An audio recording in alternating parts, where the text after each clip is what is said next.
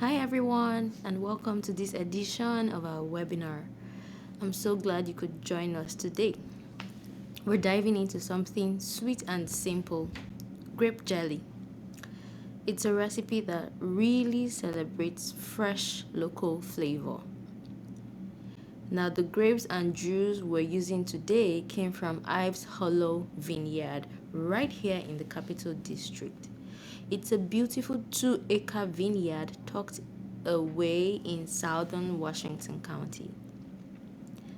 Ives Hollow was established in 2017 and they've continued to grow, adding new plantings in 2018 and again in 2023.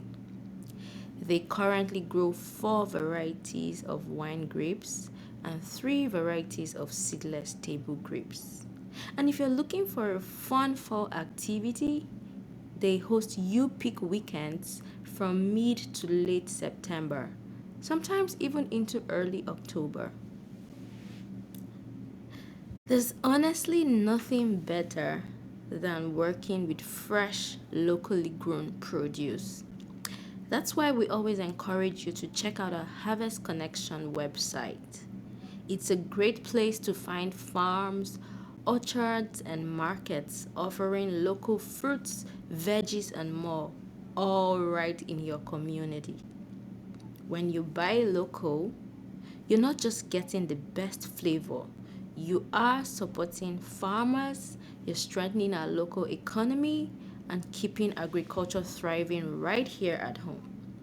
Now, let's get started making that grape jelly.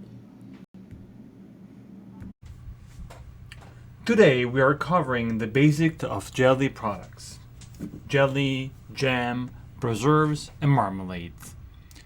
Jelly is made from fruit juice and should be clear and firm enough to hold its shape with a gentle wobble. Jam uses crushed fruit, so it's thicker and more rustic. Preserve have piece of fruit in a light gel.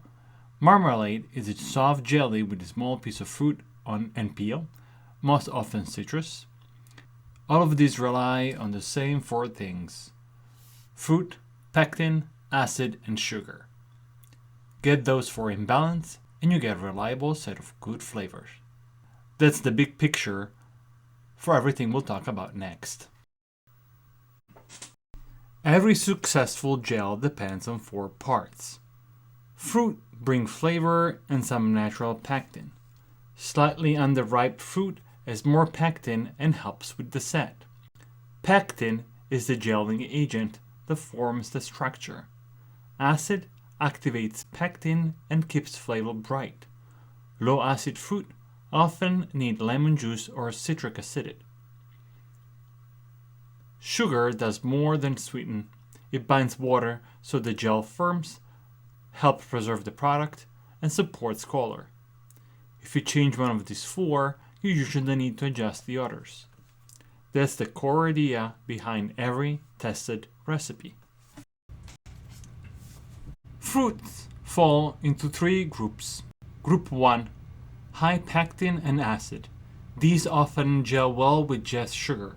Examples include crab apples, currants, and some sour apple or plums. Group 2: moderate. This usually needs help with either extra acid or added pectin. Think of cherries, orange, grapefruit, and some grapes. Group 3: low. These almost always need added pectin and sometimes extra acid. Common example are strawberries, blueberry, peaches, pear, and figs. Choose your method based on the fruit. High pectin fruits are great for no pectin jellies. Low pectin fruits work best with commercial pectin. Use the pectin type your recipe specify. Liquid and powdered pectins are not interchangeable. Regular pectins rely on enough sugar and acid to gel. Low-methoxyl, or LM pectin, uses calcium to gel and works for low or no sugar recipes. Follow the brand direction closely. Amount and time matter. Store pectin cool and dry and use it before the date. All pectin can lead to weak, unfilled sets. Granulated sugar is standard because it supports structure, preservation, and color. You can sometimes substitute small amount of honey or corn syrup in recipes designed for added pectin. Follow tested direction.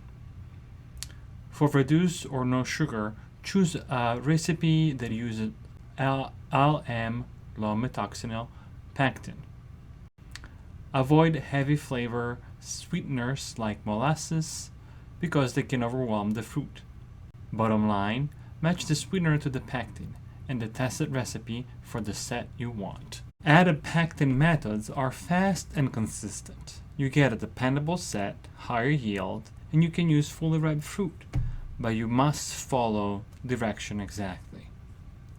No pectin methods take longer to cook and usually give a smaller yield, but the flavor can be very fruity forward and the sugar level per cup of fruit can be lower. Pick the approach that fits your fruit and your goals.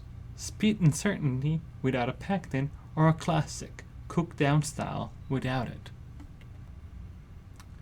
Use a reliable endpoint test. Temperature test. Cook to about 220 Fahrenheit at sea level. Adjust for altitude by lowering the target about 2 Fahrenheit per 1,000 feet. Spoon or sheet test. When two drips merge and fall off the spoon in a sheet, you're close. Cold plate test. A spoonful on a chilled plate that wrinkles when pushed, it means that it's done. Remove the pot from heat while you test so you don't overcook it. Overcooking darkens color and flattens flavor. Processing and storage.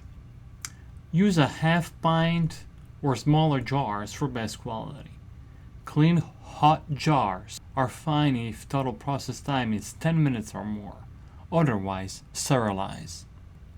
Fill jars, leave a 1/4-inch headspace, wipe rim, apply lids, and ring to fingertip tight. Process in boiling water canner or approved steam canner, typically 5 to 10 minutes, adjusting for elevation per your tested recipe. After processing, turn off heat, wait 5 minutes, then remove jar and cool undisturbed. Avoid old methods like paraffin or immersion. Proper canning gives a safe seal. Quick recipe. Grape jelly. Here is a simple flow for grape jelly. Extract juice from ripe Concord grapes. Bring juice and powder pectin to a full rolling boil. Add measured sugar and boil hard for 1 minute, stirring. Skim foam, fill hot jar, leaving a 1/4-inch headspace, and process as directed for your elevation. If the set looks soft at first, give it a few days. Gel often firms in storage. If needed, remake by following your pectin brand's troubleshooting direction.